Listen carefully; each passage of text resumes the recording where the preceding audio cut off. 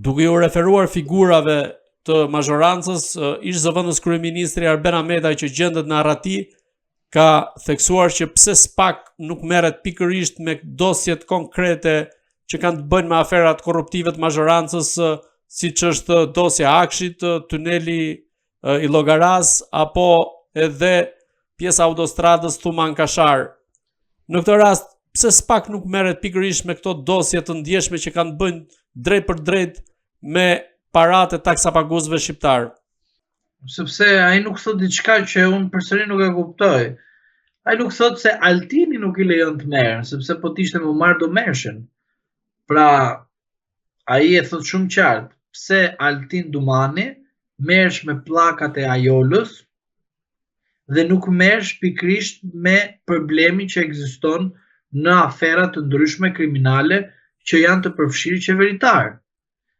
Në rast se dalun publikisht dhe them që një person akuzohet nga ana ime sikur është i përfshirë në veprimtari kriminale, e kishe gjithë SPAK-un duke marrë mua në pyetje kush je ti që akuzon qeverinë.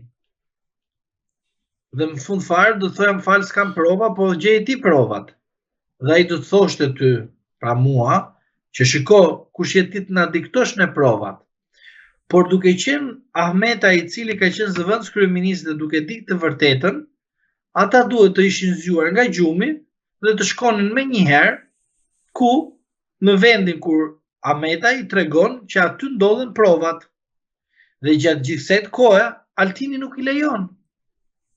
Pra, ai që nuk i lejon dhe nuk shkojnë aty ku duhet shkojnë ku është prova, është pikërisht Altini. Pse nuk i lejon Altini? Le të flasi Ahmetaj. Sepse Altini në dhjetor të 2025-s do të jetë një prokuror i thjesht i SPAK-ut. Në rast se Rama nuk e bën në shtator ministër apo zëvendës kryeministër. Pra, sepse mund të kemi edhe këto skenare, se në Shqipëri jetojmë, kur gjithë antarët e KLP-s dhe KLG-s i kenë ministra e ke kështu djathtas majtas, mund të presim që Altini të dali nga SPAK-u dhe të shkojë të bëhet politikan.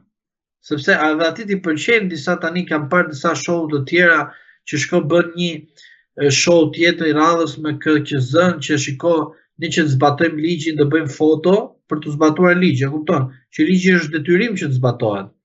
Dhe prandaj unë them që zoti Ahmetaj thjesht tregon disa indicje, por zoti Ahmetaj tregon disa prova dhe nuk e ka fare sinjalin me Altin Dumanin, sa i deri në dhjetor do tjetë, por e ka me prokuror të tjerë, të cilët i kërkon që ju që keni dosja apo keni mundësi, derisa është Altini, është sigur që i do pegoj, por me ikjen e Altinit merrni fuqinë që të shkoni të hetoni këto 3 raste, sepse nga këto 3 raste do të buroj prova e vërtet personi i përgjegjës i cili duhet të marrë përgjegjësi përveç se është ish kryetari i zotit Ahmetaj, por ka qenë dhe ish njeriu që me zotin Ahmetaj ishte vazhdimisht me dreka dhe darka dhe ata bënin projekte për si ta shkatronin Shqipërinë. Duke mbetur sërish tek ish zëvendës kryeministri Arben Ahmetaj, i cili ka dhënë një intervistë së fundmi për gazetarin Vincent van Gervenoy, ai deklaron se është kërcënuar në vimësi, gjë të cilën unë po e lexoj konkretisht për të qenë dhe më të saktë, dhe ai ka zbuluar se është përballur me disa kërcënime serioze, përfshirë telefonata drejt për drejta, ndjekje nga persona të panjohur. Ka marrë kërcënime personalisht. Së pari një telefonat direkte nga burgu, shumë e qartë, do të vrasim, të shohim. Kamrat kur parkon makinën, kur merr fëmijën. Ata kishin akses te kamrat e pallatit në Tiranë, ku kisha marrë një apartament me qira. Ahmetaj tregon gjithashtu se duke ndarë edhe një ngjarje tjetër tronditse, ku ka marrë një telefonat nga një numër britanik të panjohur, si edhe një incident tjetër që i ka ndodhur në rrugë ku një person me motor i është afruar dhe i ka thënë ti aty do të gjesh vdekjen. Edhe ju besoni që këto deklarata kanë të bëjnë pikërisht me një vrasje të mundshme të Ahmetajt. Tani kur një ish zëvendës kryeministër bën deklarata të tilla në media, çfarë do duhet bëj drejtësia? Së para ai nuk po e bën për drejtsinë shqiptare, e keni gabim këtë gjë. Zoti Ahmetaj po bën këtë gjë sepse duhet të bindë drejtsinë zviceriane që të marrë atë azilin politik që mos të ekstradohet në Shqipëri. Ose më mirë, mos të gjetë një mjet ligjor që ai në çdo moment të ekstradohet në Shqipëri. Me marrëveshje pa marrëveshje, sepse duhet keni parasysh ju që një person i cili kërkon azil politik dhe ka qenë funksionar publik, kur ai thjesht se ka qenë funksionar publik nuk e justifikon marrjes së azilit, ai duhet krijojë një skenar ose një rast ekstrem, e kupton? Që në fund fare ky të përfitojë në fund fare azilin 10 vjeçar dhe mos ketë mundësi njeri t'ia marrë azilin. Pra të ketë marrë formë të prerë azili deri në një moment të dytë ku ai do ta vlerësojë që nuk e do më azilin sepse në Shqipëri i ka rregulluar punët e tij.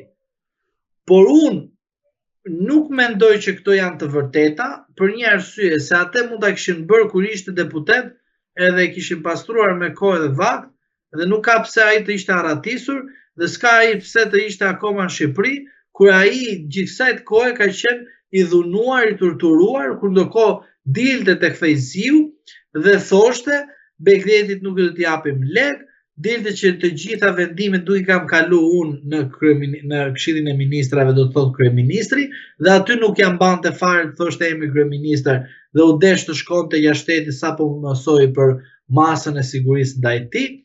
Të lutem, këto janë thjesht strategji që ai person të përfitojë azilin atje. Jo që këto raste nuk ndodhin në Shqipëri, me numra amerikano, francez, kanadez të marrin, të kërcenojnë, të thëjnë këtë, të thëjnë atë, të bëjnë foto, të çojnë video, të çojnë çfarë dush ti, kupton? Nuk jeq unë asgjë nga këto, por këto janë thjesht për të bindur autoritetet vendase që shikoni, unë në vërtet në Shqipëri kam një konflikt politik dhe jo juridik, por qeveria ime që kam qenë unë dikur, më ka bërë një luftë juridike për të më izoluar politikisht. Dhe prandaj janë këto deklarata.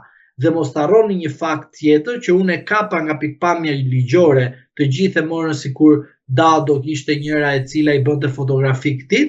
Çka kishin bërë këta të tmerrshmit?